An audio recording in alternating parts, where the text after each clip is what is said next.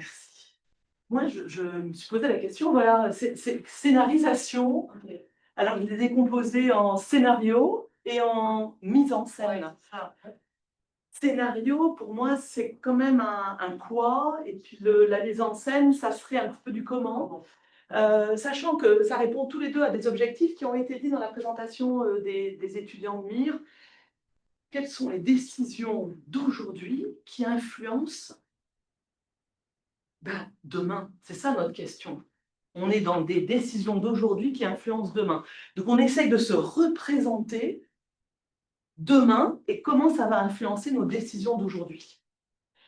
Et il y a des chemins, il y a des transitions, il y a des événements, mais là, moi, je suis pas forcément dans les scénarios, je suis plutôt dans la mise en scène, avec les acteurs. J'ai pas le temps d'aller là-bas. Avec des acteurs, avec aussi, quoi? Qu'est-ce qu'il y a comme autre chose? Avec des histoires, avec des événements, avec des modèles, avec des inspirations. Et donc, moi, mon idée, c'est de se demander qui sont les acteurs d'aujourd'hui qui vont influencer demain. C'est vous. C'est plus tellement moi, mais c'est surtout vous. Donc, ma question, c'était de se demander comment essayer, dans nos milieux académiques, de transmettre des visions de ce futur souhaitable et souhaité. Donc, on n'est pas dans la prospective, on est dans les modalités de transmission et les modalités de changement d'attitude. Moi, c'est mes sujets d'intérêt, c'est comment essayer de sensibiliser à l'économie circulaire au travers d'un certain nombre de mises en scène avec des acteurs, des processus, des histoires, des événements. Donc, c'est pas dans ce sens-là. Ouais. Les décisions que tu prends. Merci. Donc l'idée, c'est de se demander comment engager les acteurs académiques. Parce que certes, il y a vous, le futur, mais on est aussi là, l'ensemble des académiques, donc des professeurs, des chargés de cours, des administratifs qui vont être engagés pour savoir comment on obtient ce futur souhaitable et souhaité. Dans les recherches précédentes, on se rend compte qu'il y a un gros écart entre les intentions et les actions. Ce gros écart, je l'ai vu en entrepreneuriat, je le vois chez mes étudiants, je le vois chez moi-même. J'ai une voiture c'est un peu une schizophrénie dans ma tête. Donc, je suis allée regarder ce qui est publié en psychologie environnementale. Et j'essaye de proposer un cadre pour permettre le changement d'attitude. Ces recherches en psychologie environnementale sont beaucoup basées sur la comparaison. Tout individu va chercher à se comparer par rapport à son voisin. Donc la comparaison sociale, c'est une manière de se dire qu'on n'a pas forcément accès à nos états internes. On ne sait pas forcément ce qu'on pense réellement de la circularisation des déchets, de tout ça. Mais en regardant les autres, ça va révéler ce qu'on pense. Deuxièmement, on essaye toujours d'être le plus cohérent possible. Je vous ai raconté mon incohérence avec ma voiture pour aller au chalet. Bon, je le dis, mais c'est très désagréable de le dire. Donc, je vais toujours chercher à retrouver de la cohérence. Donc, sur ces deux critères qui viennent de la psychologie environnementale, je voudrais vous citer une recherche qui est celle de Ziden et al. En 2011, très influencée par Beauvois et Joule et donc la théorie de l'engagement. Une expérience. On a deux groupes, donc on a des jeunes qui sont divisés en deux groupes. Un dans une situation engageante, l'autre pas de conditions expérimentales. Dans la situation engageante, on va demander au groupe de jeunes, c'est des jeunes sportifs, on va leur demander de passer 15 minutes de leur temps de pause d'un match à conseiller les spectateurs pour bien recycler le matériel pendant le match. Donc, tous les étudiants sont obligés de faire ça.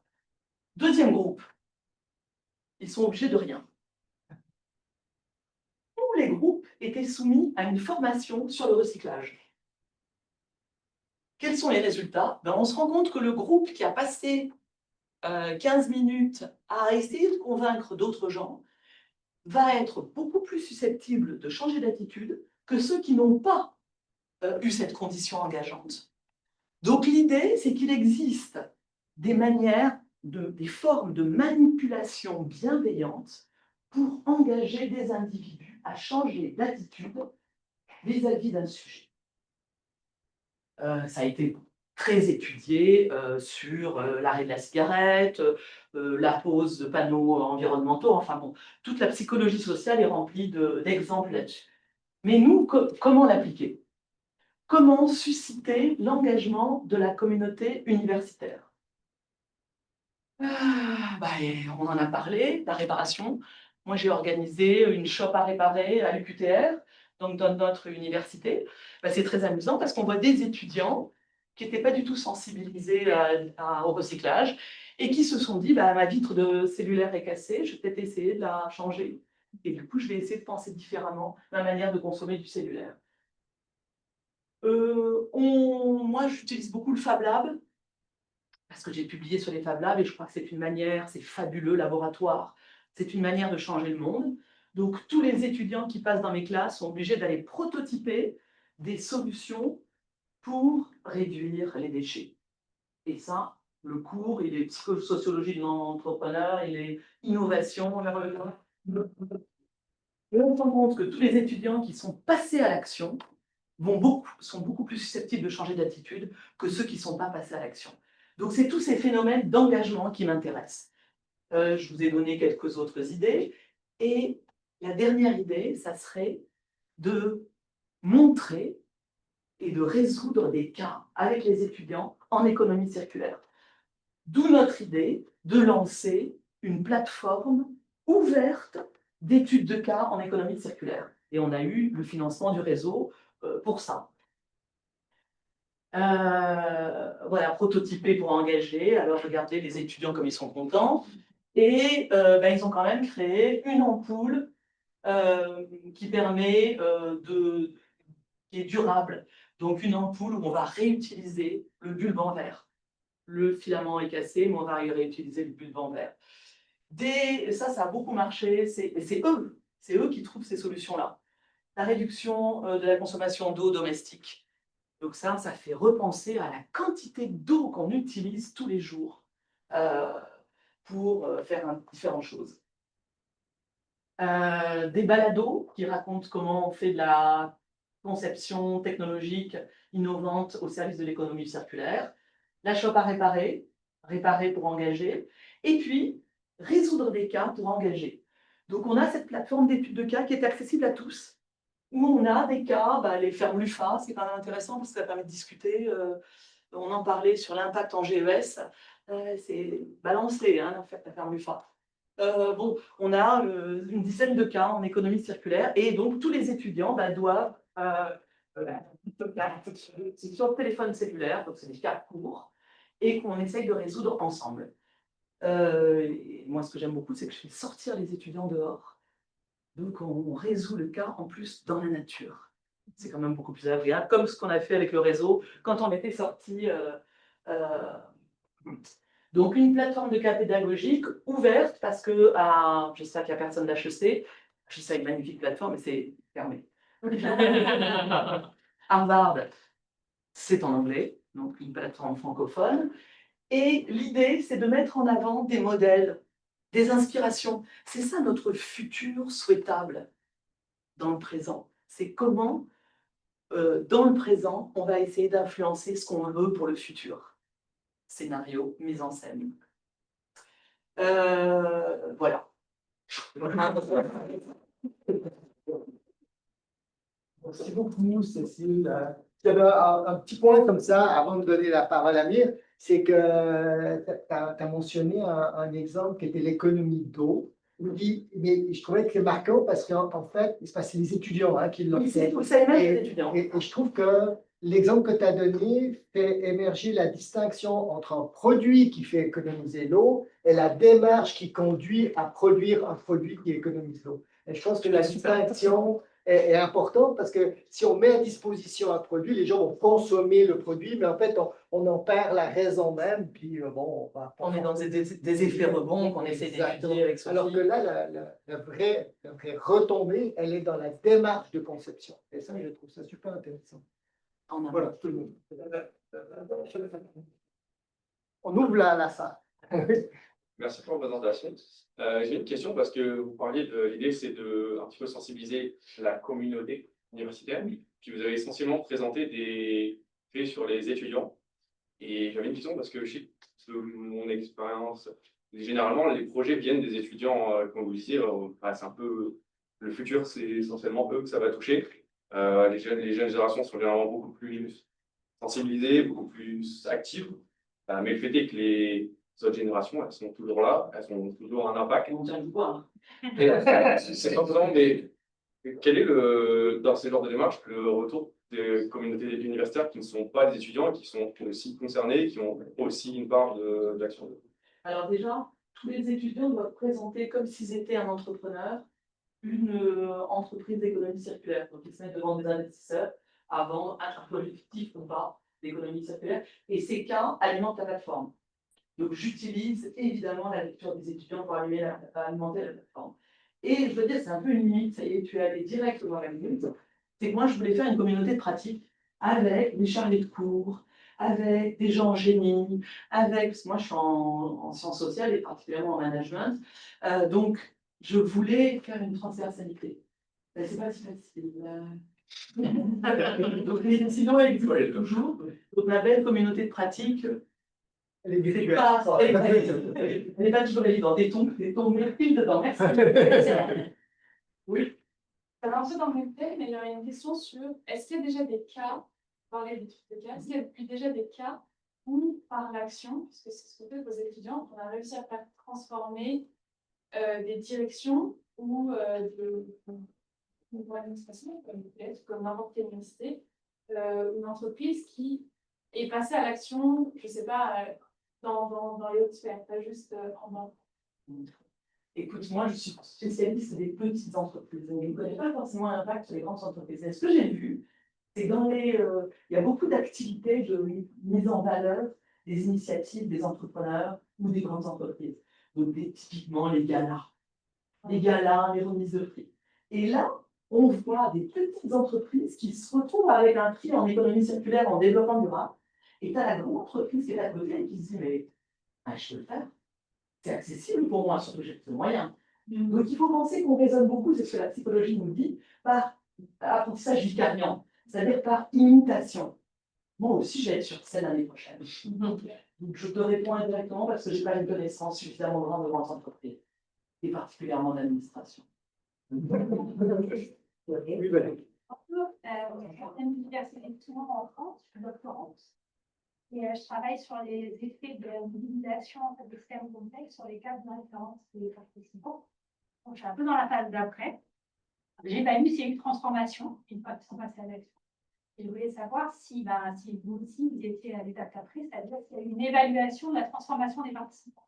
Et si on passe à ça, si vous avez l'attitude comportement très bien produit. Moi, j'utilise l'auto-efficacité que j'ai appliquée, donc le sentiment qu'on est soi-même efficace pour avoir une tâche de recyclage. Et souvent, l'auto-efficacité, ou l'inefficacité, parce que tu as la version opposée, elle est fonction de tes expériences précédentes, aussi des encouragements que tu as reçus de ton environnement, et puis il y a une troisième dimension, en fonction de la vie.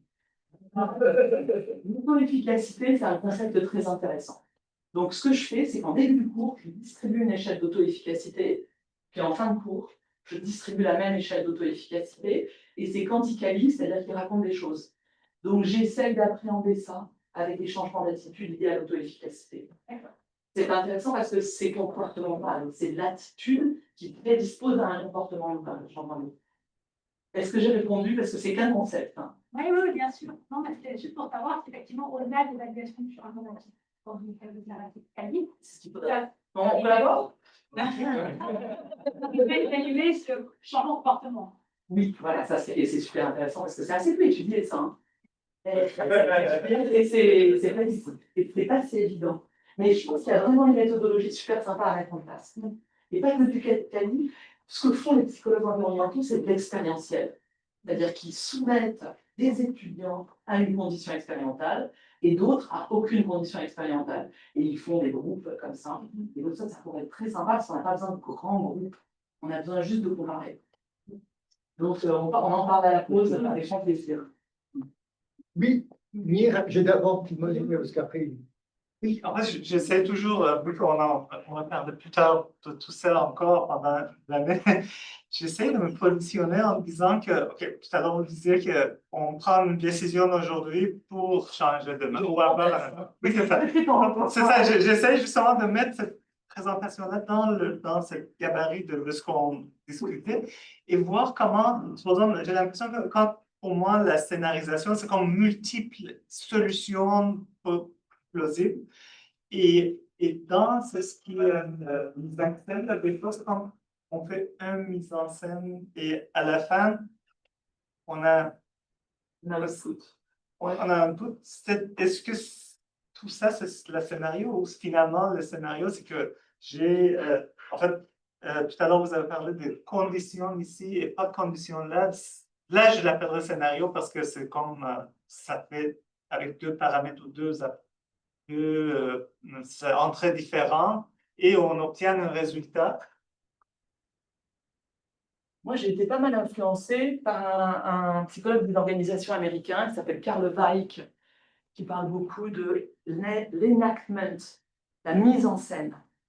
Donc, en fait, et je citais à Raphaël un exemple, c'est des alpinistes qui sont perdus.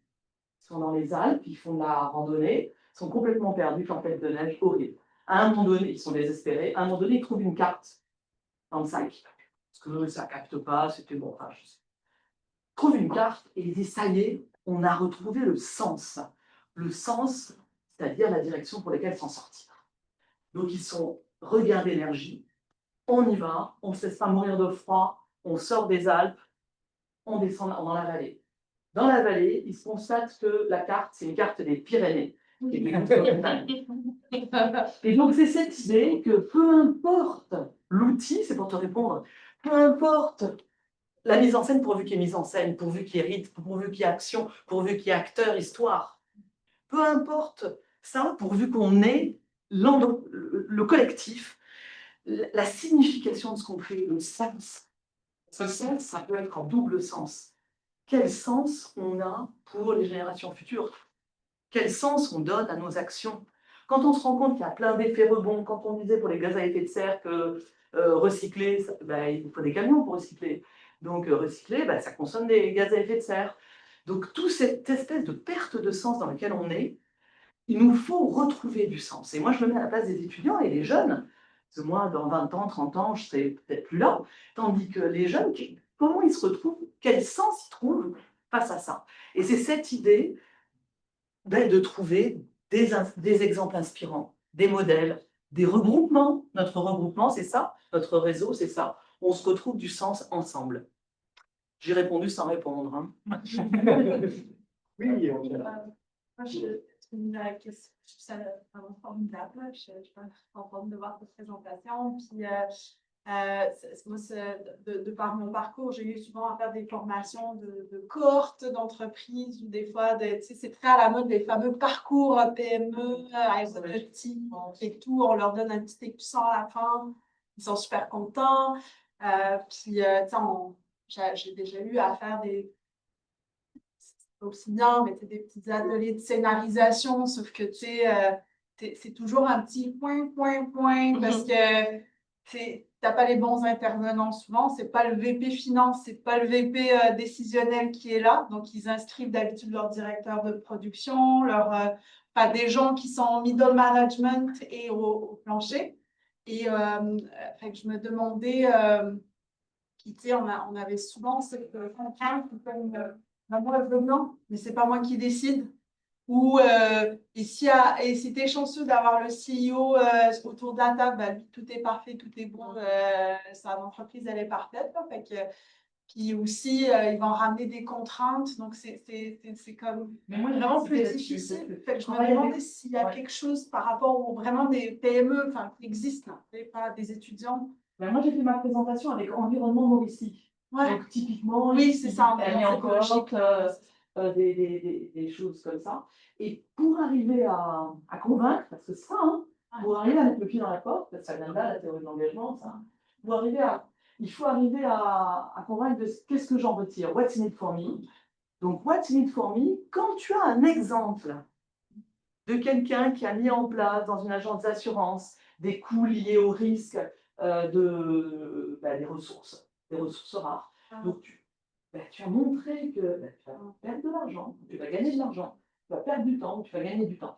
Donc, c'est pour ça que moi, je crois aux mises en scène, parce que c'est simplifié, c'est une modélisation simplifiée. Tu présentes un espèce d'exemple, un cas emblématique, un peu tronqué, évidemment, où je comprends, je vais trouver quelque chose. Donc, avec un scénario ou avec une mise en scène. L'enjeu que j'ai souvent eu avec les PME, c'est que les émergents, quand on fait notre benchmark, on est souvent sur de la grosse entreprise qui ont manqué de cas, en tout cas en aéronautique et tout.